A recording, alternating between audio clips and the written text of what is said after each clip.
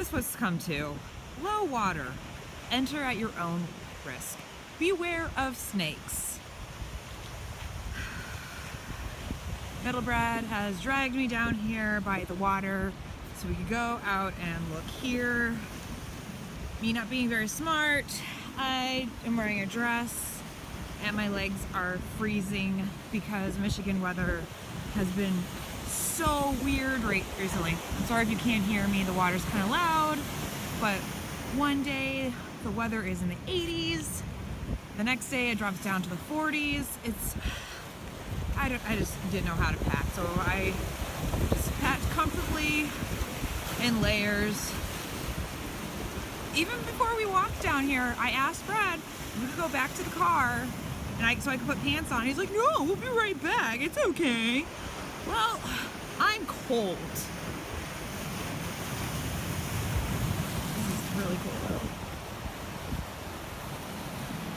Get a better shot of the lighthouse right here.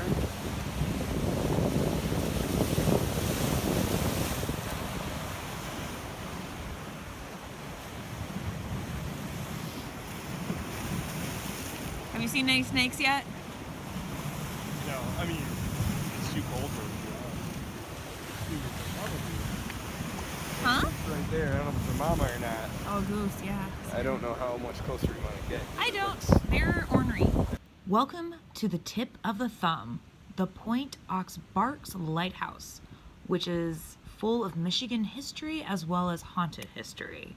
It's one of the oldest lighthouses in Michigan, and it's still active, maintained by the U.S. Coast Guard.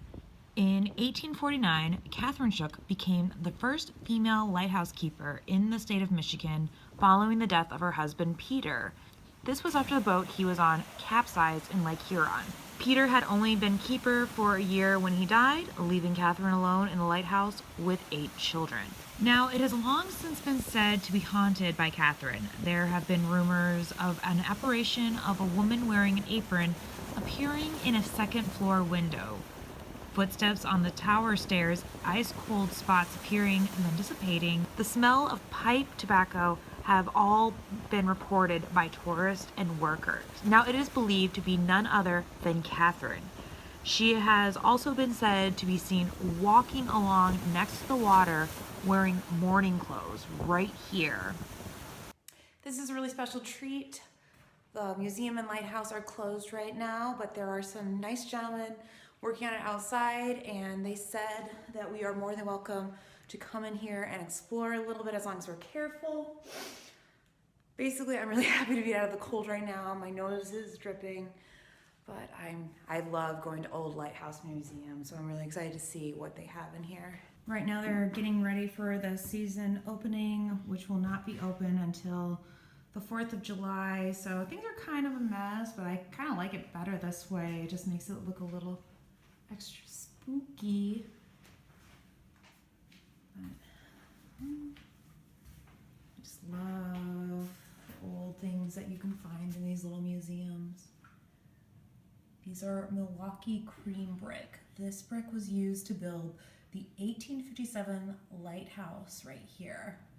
The brick was considered the finest in the country at the time. The cream color created by the composition of the brick made the lighthouse appear yellow.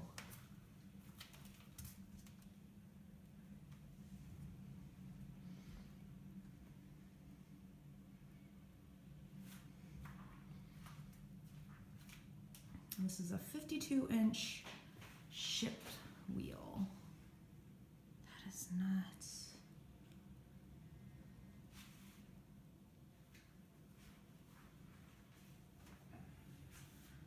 I just love all the old things that you can find in these little museums. So here, it's pretty much a history explaining the illuminating methods for lighthouses. And this is an old lighthouse light right here.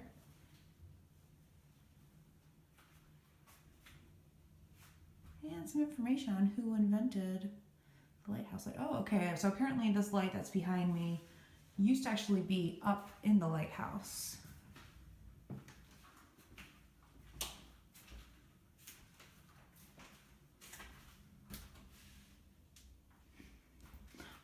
gosh, that scared me. One thing I don't like about old lighthouses is when they have mannequins in corners, and I feel like that's every lighthouse I go to. There's always a mannequin in a corner. It's gonna be there to scare the crap out of me. That is a lantern and machinery oiler right there. Reminds me, just think of like something the Tin Man would use. Oil measure set. I don't have a problem with mannequins, it's just when they're hidden in corners that I don't like them.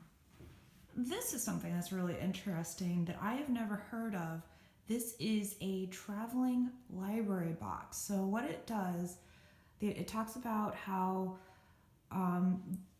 back in the day there was no access to city services such as libraries, opera houses, entertainment, whatever, for the lighthouse keepers, and it's a really lonely profession.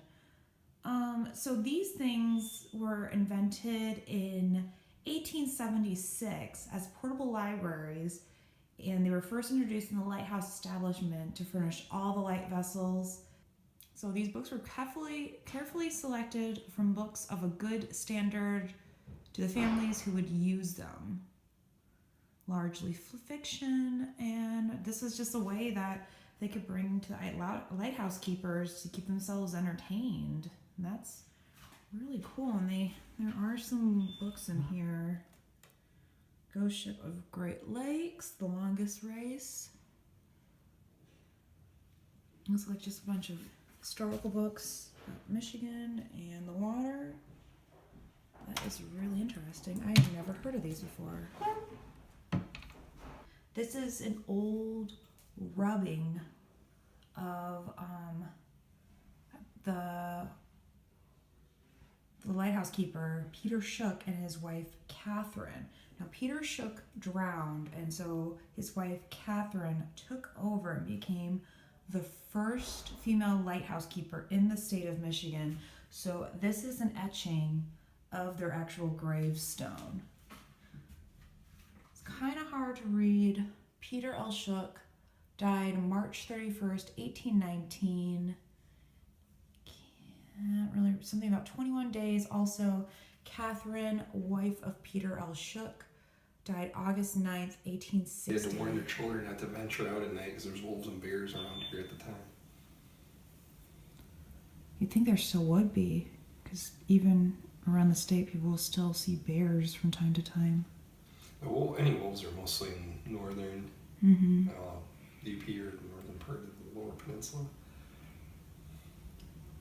Said they, when he had to go for supplies, he would row out, his wife would row him out to a passing ship that's heading to Detroit, pick him up, and then when she'd come back, blow the whistle, she'd have to row back out to catch him. He'd climb down. Depending on the winds, you might not hear it on certain days. That's crazy. She better hear it. I hope you enjoyed this video and learned more about the spooky history of Michigan. Don't forget to like and subscribe to see more of my adventures, and you can find me on Instagram linked below. Until next time, happy haunting.